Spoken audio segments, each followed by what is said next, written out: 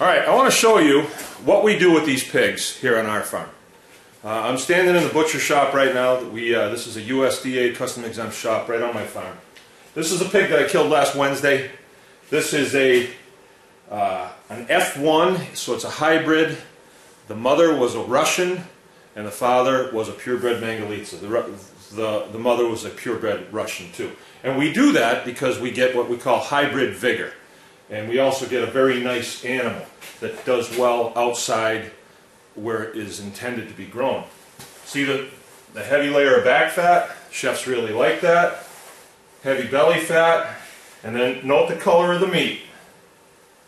That is not the other white meat. That is very red. That meat will be deep red to light brown. And the chefs go crazy for it. That's why we grow it. We could only do this if we had a market. They use it to do this. Charcuterie. This book was written by a friend of mine, Brian Colson. He lives down in Detroit. He's a charcuterist, has been for a long time. And he's the man on this. Now I'm going to show you another product here. This is a Prosciutto Ham. This was a F1 Mangalista Russian hybrid. That's a ham that we made right here at the farm. Right? This is a juvenile pig that will be used for a roaster. Right? This one was also an F1, and this is a shoulder. Right there. Well, I can't see that too good. Okay. All right, this is a shoulder that's been hung and cured. All we do is salt these and hang them up, and they cure. No more of those after the first. There's another product that we make out of these pigs. This is called Lardo. Alright? That's the back fat. Chefs go crazy for this stuff. No more Lardo. Alright, now I want to read a letter to you that came from the director of the DNR. And it was written to a state representative here in Michigan. The department received your letter dated February 1st, 2012, in which you request further clarification regarding the invasive species order. Presumably, you received the previous letter from the department, which included the declaratory ruling written for invasive swine identification and enforcement of the order. All right, now this is coming from Rodney Stokes. He's the director of the DNR here in Michigan, and he's writing this to the Honorable Edward McBroom, one of our state representatives. All right, here it goes. The ruling outlines how the prohibited species will be identified by phenotype, not by genotype. Any swine, whether pure or hybrid, exhibiting these characteristics are prohibited. All people in the state of Michigan are subject to the prohibition regardless of their use of this type of swine. Your constituents that wish to purchase swine can look at the characteristics listed in the declaratory ruling and choose swine that do not exhibit the prohibited characteristics.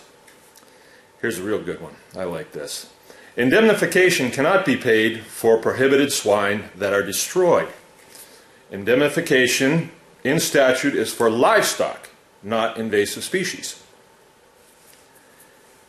and are therefore not eligible for indemnification. So he's saying that April 1st they're going to declare my pigs an invasive species, then they're going to kill them all, and they're not going to pay me for them because they're an invasive species. They are not livestock. That's a good one. All right, apparently the Honorable Edward McBroom asked Rodney Stokes what the cost of this enforcement would be, because Stokes says the cost of enforcement of the order will depend on the level of compliance with the order by April 1st, 2012. So if we all just roll over and take this, then it won't cost them much. But if we all say, no, I'm keeping my pigs, it's going to cost them a lot. And I don't think they have the budget for it, to tell you the truth. All right, now I want to show you a list of pigs. These are heritage swine pigs. Okay. The list starts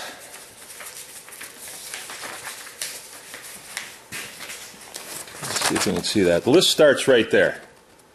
See, that's a short list right there.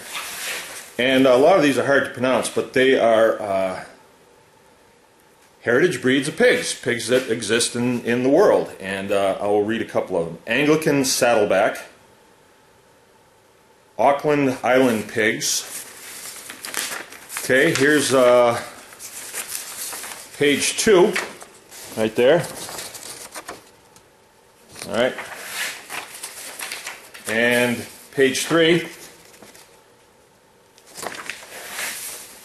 And page 4. So it's like almost three full sheets. Wynn Snyder, Wessex Saddleback, Welsh, Vietnamese Potbelly. A lot of them I can't pronounce. These are all heritage breeds of swine. All right. The declatory ruling says that any pig that has one or more of the distinguishing characteristics is against the law April 1st. And then they go on to list them. And two of the best ones that I like are straight ears or erect ears or floppy ears. Straight tails or curly tails. Now I would bet that there's a good number of these on here that have either floppy ears or straight ears, or curly tails or straight tails. I would bet. I don't know. I haven't gone through and checked all of these by phenotype. I haven't done that yet, but maybe I'll get to that if I have time. I probably won't because I'm busy running a farm. But anyway, those will all be outlawed because of those characteristics come April 1st. Thank you.